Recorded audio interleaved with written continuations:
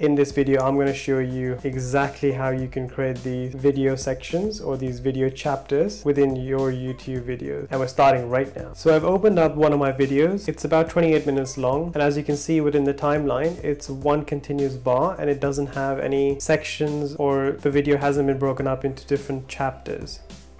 And if I scroll down into the description, you can see at the moment I've got 12 different timestamps within the video to help with the user experience. So now let me go ahead and show you one simple little change that you need to make to your timestamps to be able to create those video sections or video chapters within YouTube. So I want you to click on the edit video. It should open up the description panel of your video, and you can see these are the timestamps here. And all I want you to do is create an intro section and then give it a timestamp of 0:00, and that's it. Let's go ahead and save that, and let's click back into the video, and there you go. As you can see, the timeline bar is now broken up into different sections, and each section now has the same title as my timestamps.